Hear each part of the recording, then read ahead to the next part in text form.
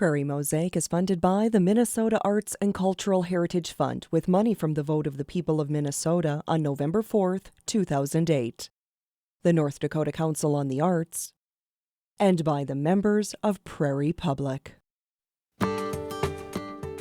Welcome to Prairie Mosaic, a patchwork of stories about the people and places that contribute to the arts, culture, and history in our region.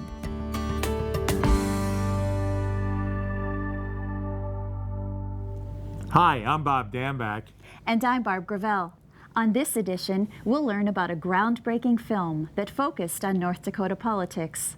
Listen to poetry read by a state champion. Look at photographs depicting Icelandic immigration. And enjoy a style of music called Americana folk. In 1978, John Hanson set out to produce a low-budget movie about the beginning of North Dakota's nonpartisan league. In 1916, the NPL revolutionized North Dakota state politics by giving farmers a voice in their destiny. Recently, we talked with Hanson about the making of this groundbreaking film, Northern Lights.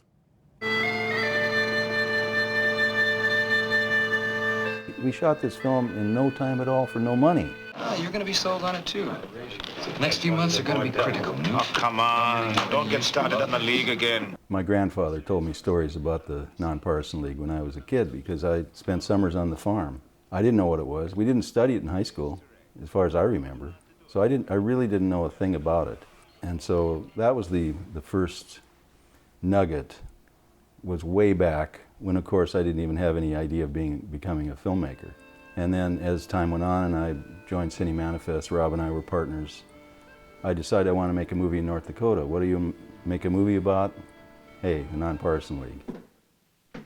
So, when I became 21, I followed in my father's footsteps and went up to northwestern North Dakota. But Henry Martinson was the key. You talk about an extraordinary man. We couldn't have done the film without him. And of course, he's in the film. You know, he plays the storyteller at the beginning and the end. You know, we would write a script for him, and he'd say, well, what if we say it this way? You know, he was a great writer, poet, you know, union man. What will you say? Yes. Because there's only 3 actors in the film. The rest are all North Dakota farmers and people we met along the way. And that was purposeful. I mean, because we wanted to tell the story of the league from the inside, from the point of view of the small farmer, like my grandfather. We didn't want to tell it from the top down, and we didn't want to stand back at a distance. What we really wanted to do was to get inside what it was like to be a farmer at that time and have this league come around, somebody coming to your door, hey, we want you to join up. Wait a minute here. Hello, Winger. You come for dinner? Well, you know, we were lucky because we met people, the farmers and the small town people, who were so themselves, and we wrote parts for them, you know, that fit them. And they were fearless, and they were terrific. You know, the mother and father, the Nesses from up by Crosby, up by Ambrose, they'd never acted before. So yes, it's a feature film, but it has the realism of a documentary. It has and that was purposeful. Some people use the word docudrama, but it was all scripted. All these people had to learn lines. All right, let me ask you fellas a question then. If you buy a pound of coffee, who sets the price for that coffee? God only knows, Ray. And it's person to person. You know, it isn't just speeches. You come out to the farm, you talk to the people, his neighbor is sitting beside you. That's a way of organizing that the socialists actually came up with. You know, the League finally came to their rescue. And because they're genius at organizing, they were able to take over the state. Var ska vi nu ta vägen? Jag ska visa dig något. Both Rob and I, Scandinavians, love Bergman. And I'd seen all of Bergman's films by then. In fact, when I was in college, I was the projectionist. This is in the 60s, when the Bergman films were just coming into this country. But you know, when you're out in that prairie with that huge sky, you feel about this high, right? And so the whole notion was to have the landscape against the people and vice versa, so that you were always a sense that you were in this huge, vast space. And in a way it was a metaphor for the powerlessness they had. You know, we didn't want to have a Hollywood look to it. It wasn't going to be like Citizen Kane, you know. We wanted a gritty look, and, you know, and that's why farmers are in their own garb and they're not shaven, and we're out there in the dirt with them. Well, when we finished Northern Lights, there were no independent distributors. We had to distribute it ourselves. So we went around town to town. Who owns a movie theater? You know, hello, we got a movie that's going to come out, would you book it? And we started, of course, in Crosby. Dakota Theater in Crosby was the premiere in July of 1978. And then we went to all the little towns around there, and it spread across North Dakota. Well, of course, the premiere night at Crosby was unbelievable because all the people in the film were in the audience. And then word starts to spread, hey, what's this, you know? So we got a booking in Minneapolis. That was our first big city booking. And then we applied to the Cannes Film Festival, just because, why not? You know, never expecting to get in, but got to do it. And got accepted, and went there. I mean, talk about rookies. Went there and ran around trying to get people to see the movie, and then we win a prize. And once we won the prize, that was what propelled it to be at bookings all over the country and back in the United States. But then the late mail train came in. The rural vote had turned things around.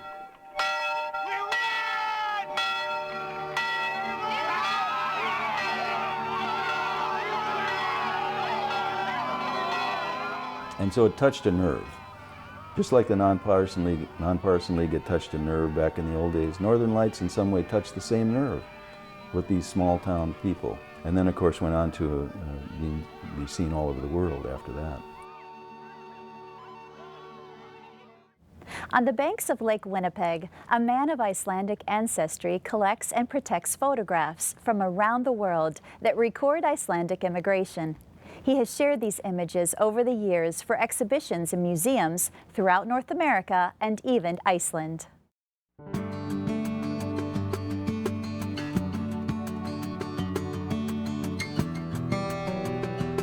The Immigration Center at Hofsås provides people with information that is not readily available anywhere else. There are 3 exhibits at Hofsås. The first exhibit was the story of why the immigrants left and their experiences during the first years. I think it's called New Land, New Life. The second exhibit focuses on the Icelandic settlement in North Dakota, and again explores that with pictures and stories and first-hand experiences. And the third exhibit is one called Silent Flashes, which is the newest. It was set up in 2004. And that exhibit really came about through a long process of collection. Those pictures had been sort of filtering into me at my center here, mostly from people who were just looking to find a good home for their old pictures that didn't mean much to them anymore. The Silent Flashes exhibit covers the time period from 1870 to 1910 approximately, and is a selection of photographs that represent basically the immigrant experience in North America. The process of selecting the photographs was actually very difficult, not because there were so few, but because there were so many. The Silent Flashes exhibit actually consists of more than 400 photographs, some very large, some rather small in the presentation. The categories of photographs came out of an attempt to bring some order to this mass collection of photographic work. Subject matter became the obvious way. Pictures of babies, pictures of newlyweds, pictures of families, pictures of elderly pioneers who had sort of weathered the storm. They are incredible photographs. The caliber of photography during the 1880s and 90s was really surprising. Of the 16 photographers featured in the exhibit at Hofsos, probably the most important one is Jon Blundell, who was a Winnipeg photographer. He became a little bit of a hero in the story of photography and the pioneers in that he made a real effort to travel out to the settlements and to capture images of many of the pioneer families. When I built this home in 1988-89, I actually established it as the Eidarbakki Icelandic Heritage Center. The archive I have upstairs has one of the largest collections of genealogical material about things Icelandic here in North America. The only place that the microfilm of the Icelandic ministerial records exists in North America, apart from Salt Lake City, is here.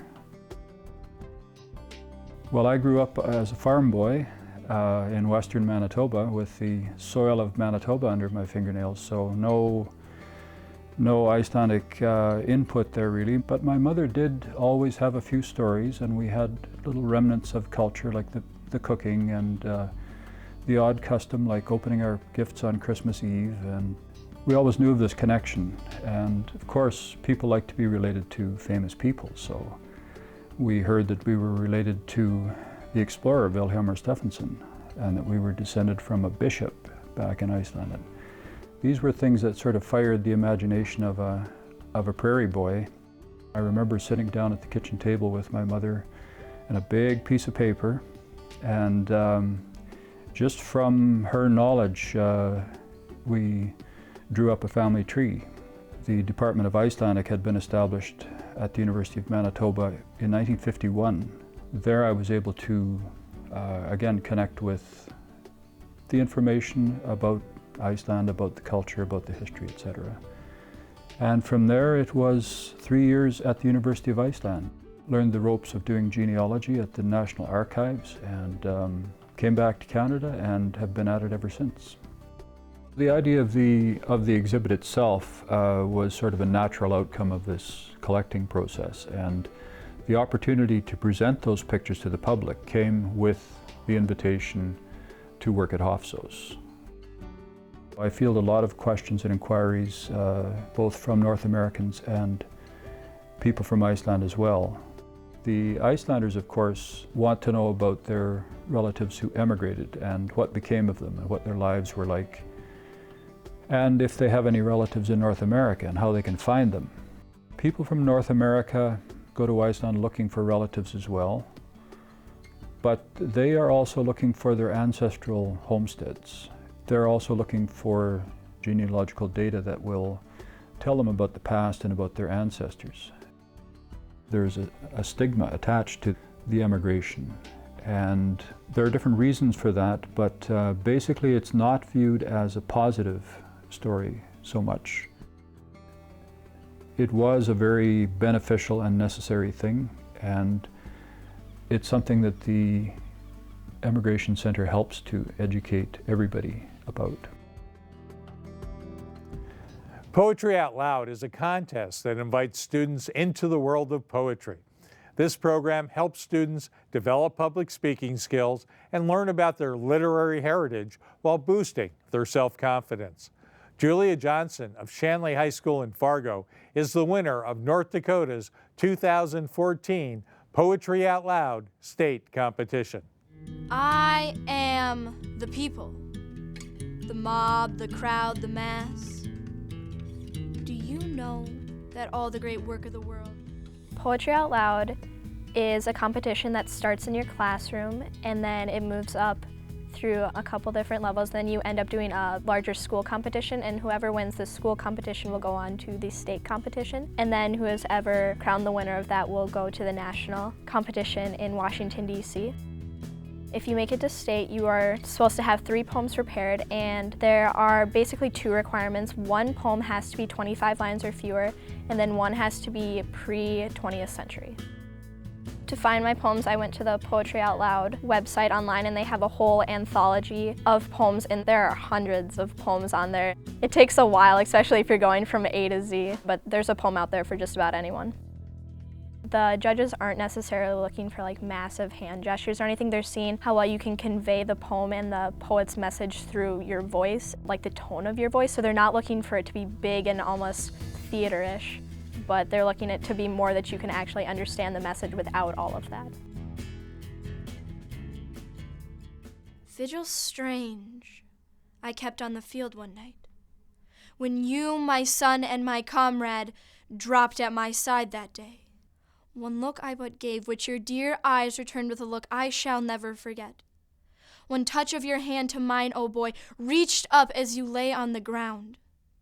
Then onward I sped in the battle, the even contested battle, till late in the night relieved to the place, at last again I made my way. Going into the state competition, I wasn't necessarily nervous because I was very confident with my poems. I knew that I knew them, and so it was more just excitement and those butterflies. But then once you get up there and you say your title and everything, then everything just goes clear and you just perform. And the North Dakota State finalist, first prize, is Julia Johnson, Shanley High School. Congratulations. When they started announcing third place and second place, I thought that I was somewhere up there, but after they said second place, I was like, I think I've got this. And then they said my name. I was shocked for a little bit, and then I stood up and I was like, okay, this is real.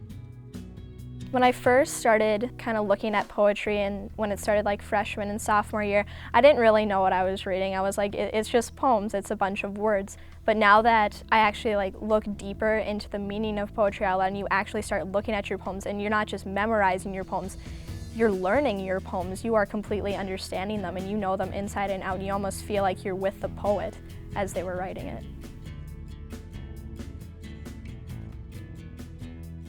It was a picture I had after the war. A bombed English church. I was too young to know the words English or war, but I knew the picture. The ruined city still seemed noble. The cathedral with its roof blown off was not less godly. I am very happy that I participated in Poetry Out Loud. It has taught me how to step outside of my boundaries. I don't do any theater or anything like that. I'm normally just a sports girl, but this has been something completely new, and it's been such an adventure, and finding that I am good at something like this, it's quite exciting. The first poem that I said today was I Am the People, the Mob by Carl Sandburg. I was trying to find a poem that I thought would fit my voice and one that I could really convey the poet's message. The poem starts talking about how all these great people in history, they come from the same place. We all come from the same community, but terrible things happen, natural disasters happen. Once we learn to learn from our mistakes, then we're going to grow as a whole. I Am the People, the Mob by Carl Sandburg. I am the people. The mob, the crowd, the mass. Do you know that all the great work of the world is done through me? I am the working man, the inventor, the maker of the world's food and clothes. I am the audience that witnesses history. The Napoleons come from me, and the Lincolns. They die. And then I send forth more Napoleons and Lincolns. I am the seed ground. I am a prairie that will stand for much plowing. Terrible storms pass over me. I forget. The best of me is sucked out and wasted. I forget. Everything but death comes to me and makes me work and give up what I have, and I forget. Sometimes I growl, shake myself, and spatter a few red drops for history to remember. Then I forget. When I, the people, learn to remember. When I, the people, use the lessons of yesterday and no longer forget who robbed me last year, who played me for a fool, then there will be no speaker in all the world say the name, the people, with any fleck of a sneer in his voice or any far-off smile of derision. The mob, the crowd, the mass will arrive then.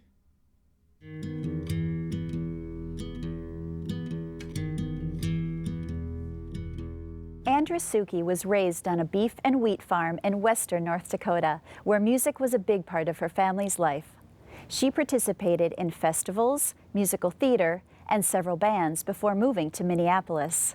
Her album Little Heart is full of original Americana folk music, which she describes as a mix of country, rock, folk, and blues. I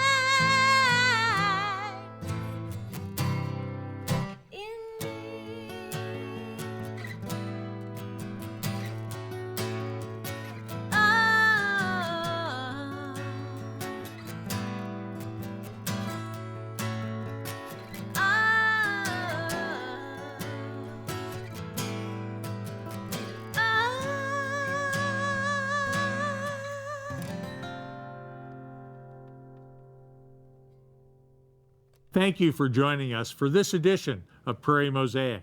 If you know of an artist, a topic, or an organization in our region that you think might make for an interesting segment, please contact us at prairiemosaic@prairiepublic.org.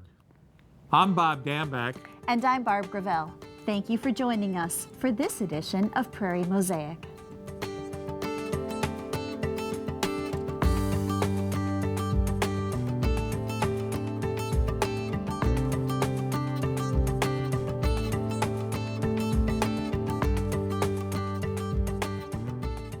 Prairie Mosaic is funded by the Minnesota Arts and Cultural Heritage Fund with money from the vote of the people of Minnesota on November 4th, 2008. The North Dakota Council on the Arts, and by the members of Prairie Public.